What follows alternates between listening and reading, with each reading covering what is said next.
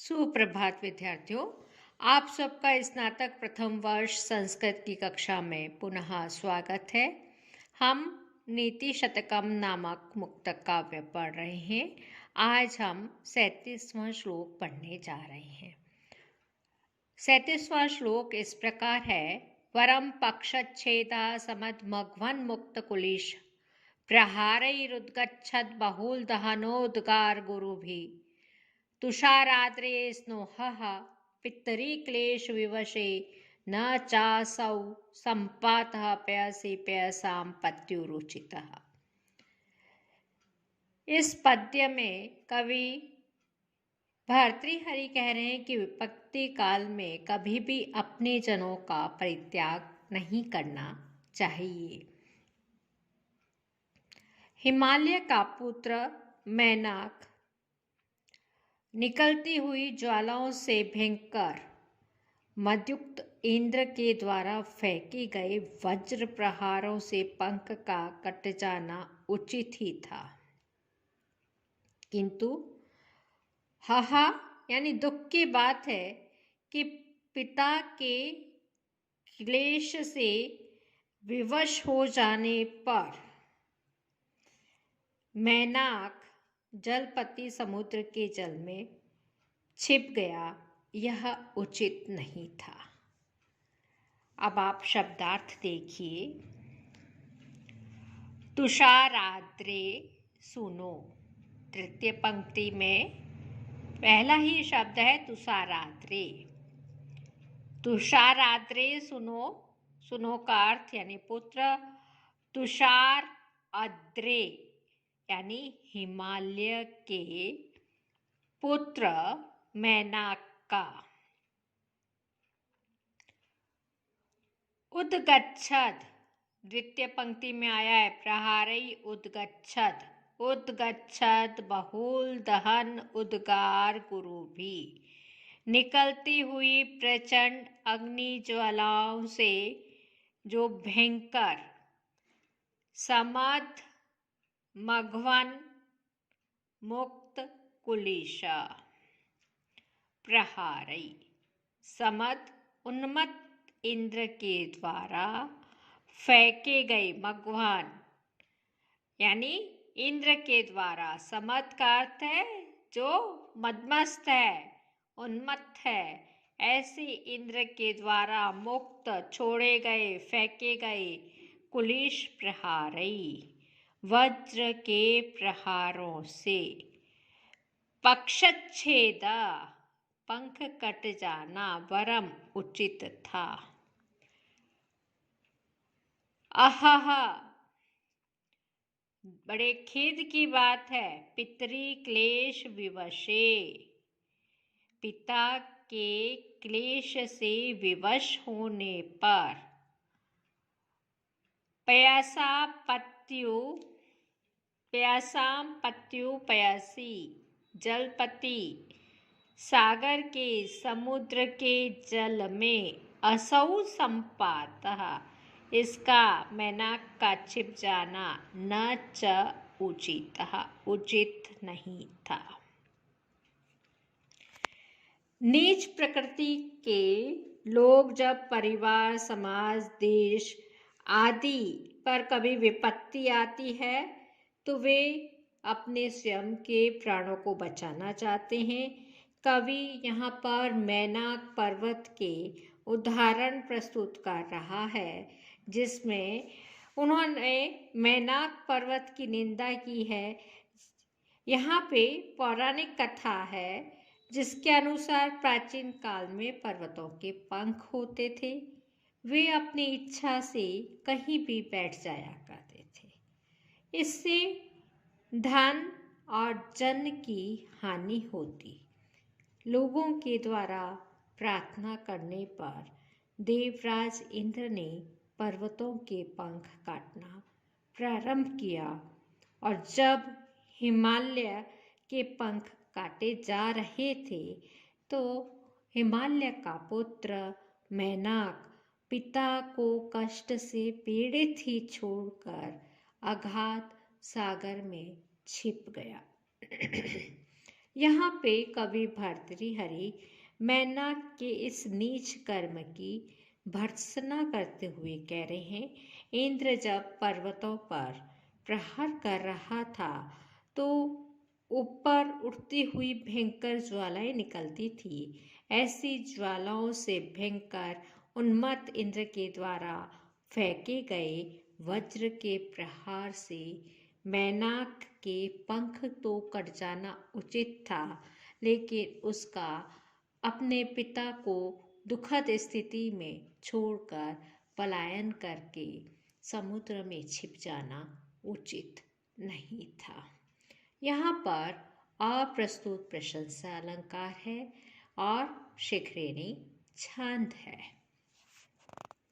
अब हम आगे का श्लोक देखते हैं।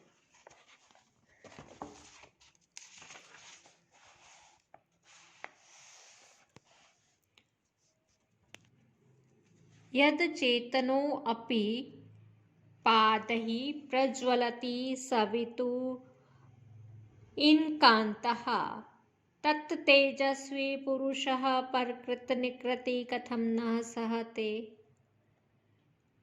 इस श्लोक में कवि तेजस्वी व्यक्ति के स्वभाव का वर्णन कर रहा है। यत् जब अचेतनः अपि इनकान्तः, जब जड़ भी सूर्यकांत मणि सवितुः पादैः स्पृष्टः प्रज्वलति सवितु इनकान्तः। इनकान्तः का अर्थ है सूर्यकांत मणि, सवितुः अर्थात सूर्य के, पादैः अर्थात किरणों से, स्पष्टः प्रज्वलति स्पर्श करने मात्र से जल उठती है। कैसी है? सूर्यकांत मणि जड़ है। यद अचेतनोपि, अचेतन होने पर भी सूर्यकांत मणि सूर्य की किरणों के स्पर्श से प्रज्वलित हो उठती है। तत् तेजस्वी पुरुषा, तो जो स्वाभिमानी तेजस्वी व्यक्ति है, परकृत निकृति कथम न सहते, दूसरों के द्वारा किए गए अपमान को कैसे सहता है। यहाँ कवि भर्तृहरि कह रहे हैं कि तेजस्वी व्यक्ति अपमानित हो स्वयं के तेज को ही प्रकट करता है। जब अचेतन भी सूर्यकांत मणि की यह स्थिति है कि वह शत्रु से संघर्ष करती है, तो तेजस्वी पुरुष जो कि प्राणवान है, ज्ञानवान है, चेतन है, वह कैसे शत्रु के द्वारा किए गए अपमान को सहन करेगा, अर्थात वह कभी भी तिरस्कृत जीवन नहीं जी पाएगा। तेजस्वी व्यक्ति परकृत अपमान कभी भी सहन नहीं करता। यही भाव प्रस्तुत पद्य का है। आर्या छंद है, अलंकार दृष्टांत अलंकार है। यहाँ सूर्यकांत मणि एवं तेजस्वी व्यक्ति के स्वभाव का बिंब प्रतिबिंब भाव साम्य है, इसलिए दृष्टांत अलंकार है। प्रसाद गुण है, वैदर्भी रीति है। अब आगे 39वां श्लोक देखिए। सिंहा शिशुरपि निपतति मदमलिन कपोल भित्तिषु गजेषु प्रकृतिरियं सत्त्ववत्तां न खलु दयस्तेजसो हेतु। सिंह शेर, शिशुरपि शिशु होने पर भी, बालक होने पर भी, निपतति गिरता है, मद मलिन कपोल भित्तिषु गजेषु, मद से मलिन, कपोल भित्तिषु गणस्थल के, भित्तिषु गजेषु गज पर, प्रकृतिरियम ऐसे हाथियों पर जिसके गंड स्थल पर मतभेय रहा है, यानी जो अधिक युवा है, ऐसे हाथियों पर सिंह जो शेर है, शिशु होने पर भी, हाँ, छोटा बाल्य अवस्था में भी निपतति, ऐसे हाथियों पर प्रहार करता है। प्रकृतिरियं सत्ववत्ताम, सत्वशाली व्यक्ति, तेजस्वी व्यक्ति का यह स्वभाव है। न खलु वयस्तेजसो हेतु, यहाँ पे उम्र तेजस्वी होने का कोई भी कारण नहीं है।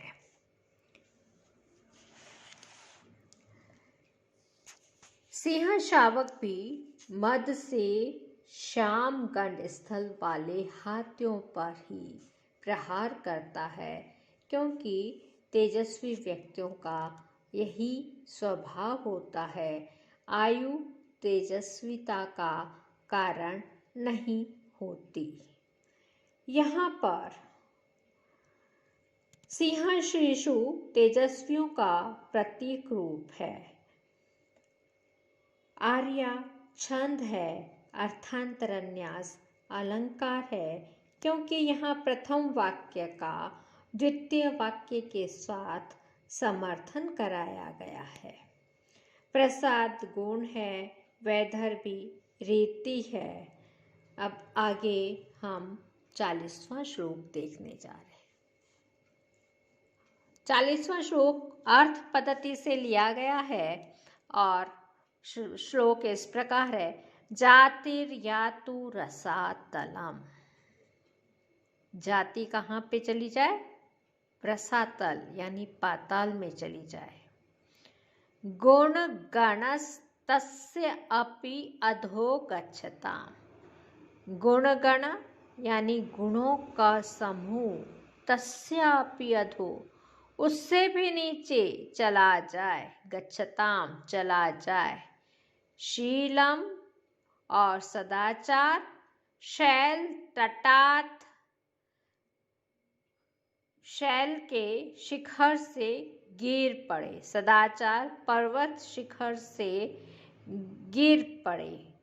अभिजनः वहनिना संदह्यताम, बंधुजन अग्नि से जल जाए। शौर्य वैरिणी और शत्रु वीरता पर। वज्रम आशु निपततु, वज्र शीघ्र गिर पड़े। न तो केवलम अर्थ अस्तु, हमारे पास मात्र धन हो, येन एकेन बिना, जिस एक के बिना, इमे समस्तः गुणा, ये सभी गुण, तृणलव प्रायः, तिनके के टुकड़े के समान है। पुनः देखिए, जातिर्यातु रसातलम, जाति यातु यानी जाए, रसातलम अर्थात पाताल लोक में चली जाए, चाहे जाति पाताल में चली जाए। गुणगण गुणों का समूह, तस्यापि अधो गच्छताम, उससे भी नीचे चला जाए। शीलम अर्थात सदाचार, शैल यानी पर्वत की, तटात चोटी से, पतति गिर पड़े, जो हमारा सदाचार है वह भी पर्वत शिखर से पततु गिर पड़े। अभिजन संदेहताम वहनेनाम, और बंधुजन अग्नि से संदेहताम जल जाए। शौर्य वैरिणी वज्रम आशु,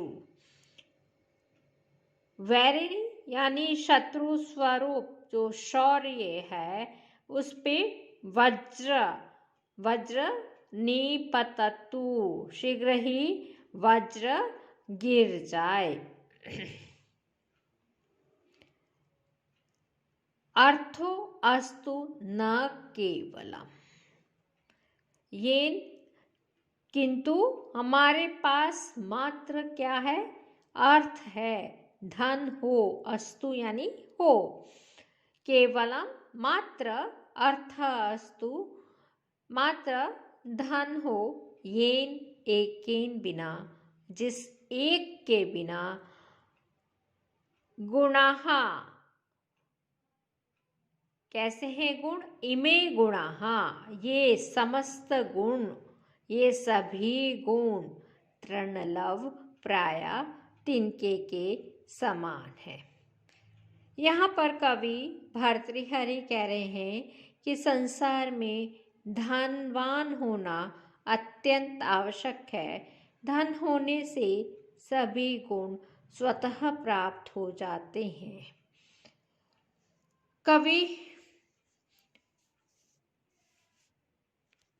कहना चाह रहा है कि जिस एक धन के बिना सभी गुण तिनके के समान तुच्छ प्रतीत होते हैं, तात्पर्य यह है कि जाति, गुण, शील, अभिजन, शौर्य आदि की चिंता न कर मानव को अर्थोपार्जन करना चाहिए, क्योंकि बिना धन कहीं आदर प्राप्त नहीं होता।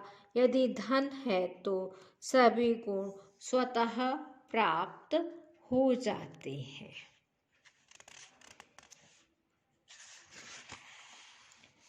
यहाँ पर उपमा और काव्यलिंग अलंकार है, वैदर्भी रीति है, प्रसाद गुण है, शार्दूल विक्रीडित छंद है।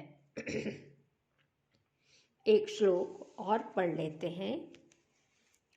श्लोक इस प्रकार है, तानि इंद्रियाणि अविकलानि तदेव नाम, सा बुद्धिर्प्रतिहता वचनं तदेव, अर्थोष्मणा विरहितः पुरुष स एव, त्वन्यः क्षणेन भवतीति विचित्रम एतत्। यहाँ इस श्लोक में भर्तृहरि धन न होने पर व्यक्ति की दशा का वर्णन कर रही हैं। तानि इंद्रियाणि अविकलानि, यानी ये वे ही, तानि यानी वे, कैसी हैं इंद्रियां? अविकलानि, विकार रहित इंद्रियां हैं। वे ही विकार से रहित इंद्रियां हैं। तदेव नाम, वही नाम है। सा बुद्धि अप्रतिहता, अप्रतिहता यानी जो अपराजित, वही तीक्ष्ण बुद्धि है। वचनम तदेव, और वही वचन है। अर्थोष्मणा विरहित, धन की गर्मी से रहित, पुरुष स एव, वही पुरुष है। क्षणेन अन्यः भवति, क्षण मात्र में दूसरा हो जाता है। इति एतत् विचित्रम, इस तरह यह आश्चर्य की बात है। वे ही विकार से रहित इंद्रियां हैं, वही नाम है, वही अप्रतिहत बुद्धि है, वही वचन है, किंतु धन की गर्मी से रहित वही पुरुष क्षण मात्र में दूसरा ही हो जाता है। यह आश्चर्य की बात है। यहाँ पे धन की महिमा का वर्णन किया गया है। धन होने की स्थिति तथा धनाभाव, ये दोनों ही व्यक्ति में महान परिवर्तन कर देते हैं। कवि कहता है, व्यक्ति के पास जब धन होता है उस समय उसकी जो विकार रहित इंद्रियां होती हैं, धनी दशा में धन नहीं होने की दशा में भी इंद्रियां वैसी ही विकार रहित रहती हैं। धन होने की स्थिति में जो नाम है वही नाम धनहीन की दशा में भी रहता है। इस प्रकार अपराजित बुद्धि तथा व्यक्ति के वचन भी उसी प्रकार के रहते हैं, किंतु धनहीन दशा होने पर इंद्रियां, नाम, बुद्धि, वचन आदि में कोई परिवर्तन नहीं होता। किंतु जब धन की गर्मी चली जाती है तो वही व्यक्ति क्षण भर में दूसरा हो जाता है। उसके लिए संसार तथा वह मानो संसार के लिए बदल जाता है। धन के अभाव में मनुष्य की दशा विचित्र हो जाती है। काव्यलिंग अलंकार है, बसंतिल का छंद है, प्रसाद गुण है, वैदर्भी रीति है। तानि इंद्रियाणि, यहाँ पे दीर्घ संधि हुई है। इंद्रियाणि अविकलानि, यहाँ पे यण संधि है।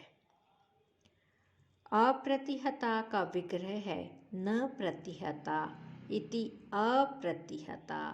प्रतिहता पद प्रति उपसर्ग हन धातु त प्रत्यय टाप लगने पर बनता है। ये सब आज जो हमने श्लोक पढ़े हैं वे अर्थ पद्धति के श्लोक हैं, जिसमें कवि अर्थोपार्जन के लिए व्यक्ति को प्रेरित कर रहा है, क्योंकि अर्थ की महिमा असीम है। इसलिए व्यक्ति को हमेशा धनोपार्जन करना चाहिए। आज हम यहीं पे समाप्त करते हैं। सर्वे भवन्तु सुखिनः, सर्वे सन्तु निरामया, सर्वे भद्राणि पश्यन्तु, मा कश्चित् दुःखभाग् भवेत्। ओम शांति शांति शांति। धन्यवाद।